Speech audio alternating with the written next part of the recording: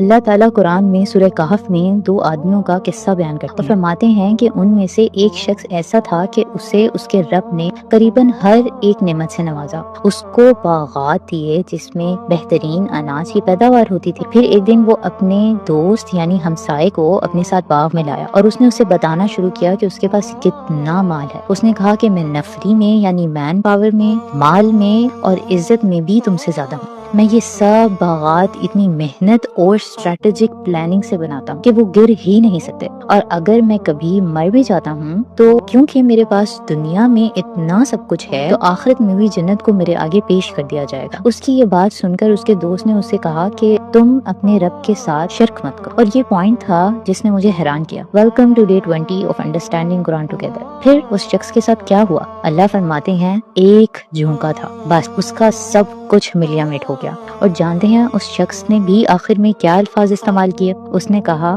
کاش میں اپنے رب کے ساتھ شریک نہ ٹھہرایا ہوتا۔ پھر ایک عجیب آیت، میں اس کو عجیب اس لیے کہہ رہی ہوں کہ شک کی ڈیفینیشن ہے اللہ کے ساتھ کسی کو معبود بنا لینا، اور اس سارے واقعے میں اس شخص نے ایک بار بھی یہ نہیں کہا کہ میں کسی اور کی عبادت کرتا ہوں یا میرے ایک سے زیادہ رب ہیں۔ ایون جب اس کو مرنے کی بات بھی آئی تو اس نے کہا کہ اگر میرا رب مجھے اٹھا لیتا، یعنی ایک رب، ایک سے زیادہ نہیں، تو پھر اس شخص نے یہ کیوں کہا کہ میں نے اپنے رب کے ساتھ کسی کو شریک نہ ٹھہرایا ہوتا؟ اور اب میری بات غور سے سنیں، اللہ نے جب اس شخص کی نعمتوں کا ذکر کیا تو کنٹینیوسلی یہ فرمایا کہ میں نے اس کو یہ سب عطا کیا، لیکن جب وہ شخص بات کرنے لگا تو اس نے بتایا کہ اس نے خود کس قدر محنت کی اور اس کی ہی ساری پلاننگ کی وجہ سے یہ سب ہوا، یعنی نعوذ باللہ اللہ کا اس میں کوئی ہاتھ نہیں تھا۔ وہ اس مقام تک پہنچا کیونکہ یہ سب وہ ڈیزرو کرتا تھا۔